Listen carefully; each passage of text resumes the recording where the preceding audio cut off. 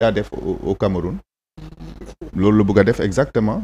avec des subterfuges bu teyee mu ne lii am na donc nañ def lii et cetera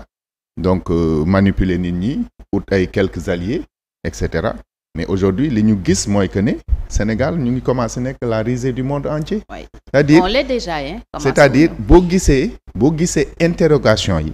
boo gisee toutes ces réactions ci ngay xam fi nit ñi tegoon Sénégal fi ñu tegoon. benn nit kott nag benn nit kott. boo xam ne amaluñu benn njëriñ. Sénégal defal ko lépp. Macky Sall du ñu xañ suñu teranga du ñu xañ suñu image. il faut que sénégalais yi xam ko jóg ñoom ñëpp xeex ndax liy jóg fii. mais léegi suñu ñëwee yow en tant que ancien parlementaire aussi certes yaa ngi jàppale benn candidat mais est-ce que tamit man je peux pas dire que les députés chaque fois ñoom luy taal réew mi wala li du man ne sax taal réew mi je rectifie lépp lu nga xamante ne tey mën na dugal réew mi ci naka su du noonu dugal ko ci guuta maanaam ay manifestation am ñu yàqal ay nit seen alal pourquoi à chaque fois ñu bëgg koo jaare ci assemblée ñoom ñu koy nangu pourquoi les députés ñoom mënuñu am seen fulla ak fayda même su fekkee da nga bokk ci majorité présidentielle ñu indi la loo xamante ne yow xam nga ne ci sa akulaay taala lii du neex sénégalais nga ciy ànd loolu tax ñoom mënuñu bañ. mais mënuñu bañ parce que amuñu liberté. bien mais pourquoi amuñu liberté. amuñu liberté parce que député du peuple. non duñu député du peuple député Macky Sall lañ comme ni ñu koy revendiquer duñu ay député du peuple moom moo leen bind ci liste bi kenn ci ñoom amu ci sañ-sañ jóg wax li mu xalaat genn wàll gi ànduñoo décision yi. mais dañu ragal. ragal lan. dañu ragal Macky Sall xañ leen lim leen jox. ce petit salaire là qu'il gagne. cette petite voiture là bi ñu leen di jox. teranga bu ndaw boobu. loolu dong la. dañ koy daal di ñàkkee mais honorabilité boobu nga xam ne moom la ñuy jox turu député est-ce que ñoom waruñ ci woon a profiter au moins pour leur image ak l'image de leur famille di wax déedéet. xam nga Jérôme li ngay wax ça relève de la psychanalyse xam nga nit boo amee dignité dara mënu la ko di mais boo ko amuloo ko moo tax olof naan lu la réer ci jikko demal seeti ko ci juddu gis nga dignité boo ko amul doo ko mos a am. C'est-à-dire gars yi ils sont pas dignes d'être représentants du peuple sénégalais de toute façon ils ne représentent pas le peuple sénégalais ñoom seen yoon nekku ci na Macky Sall indi ñu voté Macky Sall mooy seen repère moom mooy wax ñuy exécuter lu mu wax ñu exécuter mais xoolal dañu génn après di justifier wu amatuñ benn dignité c'est-à-dire député yooyu député Benno Bokk Yaakaar yi nee naa leen ils avaient l'occasion d'entrer dans l'histoire c'est-à-dire bu ñu dàqoon loi bi dañ leen di fàttale ko abadan dayman dappe ak lu ñu mënti def lu ñaaw dañ ko fàtte tey ils vont sortir de l'histoire c'est-à-dire duñ leen fàttale ko dara est-ce que xam nga fàttale ko turu benn député ci ñu voté woon arrestation Mamadou Dia fàttale ko nga ci kenn est-ce que Mamadou Dia kenn dina ko fàtte non voilà donc quand tu veux pas entrer dans l'histoire tu n'entres pas dans l'histoire ñii ils n'entreront pas dans l'histoire kenn du leen fàttaleku on va les oublier tous autant qu'ils sont kenn du leen fàttaleku peut-être que seen tur dina nekk foofu ci archive Assemblée nationale yi mais on va les oublier parce que ils ont trahi le peuple sénégalais ñii ils ne sont pas dignes d'être représentants du peuple sénégalais te il faut que ñu réfléchiraat suñu Assemblée nationale bi xoolaat naka la ñuy falee député yi parce que député dafa war di mun a dox nit ñi di ko gis ci mbedd mi muy jàkkaarloog ñoom ñu koy xam te pour ñu am loolu il faut que ñu dellu si ñu établir un système boo xam ne dañuy fal député yi par circonscription c'est-à-dire yow Jérôme sa waa gox sa waa quartier ñoo lay fal nga fay yendu di fa fanaan di fa yeewoo boo demee Assemblée nationale wàcc dellu si fa ñu ne Jérôme tey de li nga def ànduñu ci plus de liste nationale et cetera liste nationale warul am parce que loolu mooy indi anonymat bi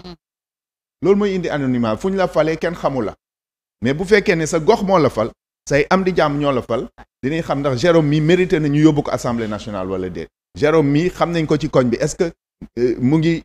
est-ce qu'il est communautaire est-ce que mu ngi liggéeyal koñ bi est-ce que bu demee Assemblée nationale dinañu fa toogal noonu la ñuy xamee ndax député bi dina nekk un bon député wala du nekk un bon député mais koo xam ne dañ jugg ci benn salle au palais bind la ci liste mais lan ngay wax. je le lui dois da ngay sentir redevable. ñoom Macky Sall mooy seen repère moo leen fal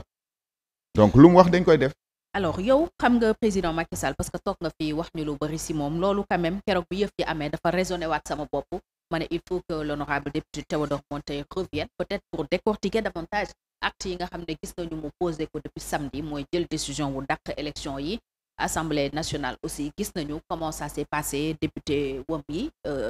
lëngoo ak UPDS ñu dem yokk mandat wam alors que y a la clause d'éternité bi nga xam ne moo waroon tax mandat kenn dootu ko laal et mon président Macky Sall il nous l'avait promis ne verrouillé na coow durée mandat dootu fi poser ci problème alors loolu honorable yow noo koy expliquer de la part d'un homme boo xam ne yow fréquenté nga ko côtoyé nga ko muy le président Macky Sall naka nga ñuy expliquer tey li mu def ci Sénégal personnellement xàmmeetuma ko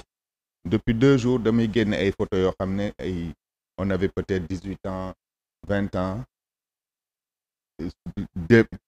tey ci suba une de mes sœurs ne ma waaw teewoo photo yi xanaa da nga nostalgique moo tax nga koy génne wala da nga yërëm waaj ma ne ko dama ko yërëm parce que mënatuma ko xàmme je ne reconnais plus l'individu bi nga xam ne dañ doon ànd dans les combats universitaires di xeex ay droit di xeex ay àq ak yelleef aujourd'hui je vois quelqu'un boo xam ne il est devenu complètement enfermé dans un clan avec des pratiques mafieuses nga xam ne am lay ut mbokkam lay toppatoo faaleetul Sénégal quelqu'un boo xam ne gëmul loi parce que bu gëmoon loi du ko jalgati ni mu ko jalgatee c'est-à-dire liñ def ni dañ ko planifier dañ ko togg lu yàgg di ko dérouler et aujourd'hui mënuma gis un chef d'État boo xam ne il ne compte que sur la force publique pour asseoir son pouvoir yow boo demee ba nga xam ne wóolootoo ñi la fal da nga naan damay def dara mais pour loolu jàll damay génne gendarme yi nga xam ne bu nit ñi jógee ma réprimer leen kooku nekkatuloo chef d'État yaa ngi glisser directement vers la tyrannie xaw ma à quel moment nag ça lui est arrivé xaw ma à quel moment le pouvoir lui est monté à la tête mais en tout cas ce qui est clair mooy que ne nit ki xamoon dans les années 85 86 87 ce n'est plus la même personne du tout vraiment kii nit ku bees la te nañu yàlla musal ci moom très rapidement il y en a qui parlent d'ingérence de peut-être manipulation wala d'une certaine pression qui peut venir d'ailleurs bu muy subir est-ce que jàpp nga ne loolu moo nekk ci ginnaaw li mu def mais quelle pression qui peut venir d'ailleurs nee naa la Macky Sall il y a aucune pression qui vient d'ailleurs c'est pas la France c'est pas les États-Unis c'est pas les pays arabes du dara Macky Sall depuis presque 5 ans il prépare ce coup je peux dire avec exactitude au moins depuis 3 ans c'est-à-dire les modifications les dernières modifications qu'il a fait sur la Constitution en essayant d'introduire une clause permettant à l'intérimaire de dissoudre l'Assemblée nationale la dernière modification de l'article 87 bi nga xam ne dafa bëggoon mën a dissoudre Assemblée nationale à tout moment yooyu yëpp c'était des choses qu'il préparait mu ngi ko doon préparer ñuy alerter nit ñi gisuñu ko donc il faut pas que ñu xalaat ne que quelqu'un est derrière lui Macky Sall est en train d'appliquer la technique de Erdogan pour rester au pouvoir maintenir l'ignorance et réprimer fortement les gens qui contestent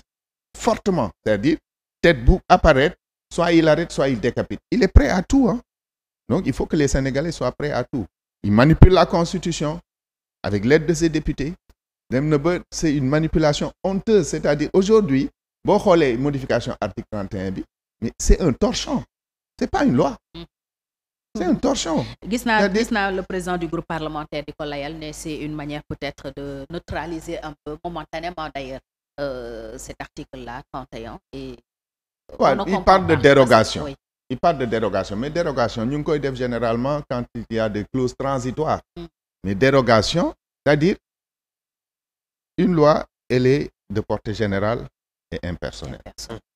ça c'est la caractéristique principale d'une loi une loi surtout constitutionnelle ne peut pas avoir de date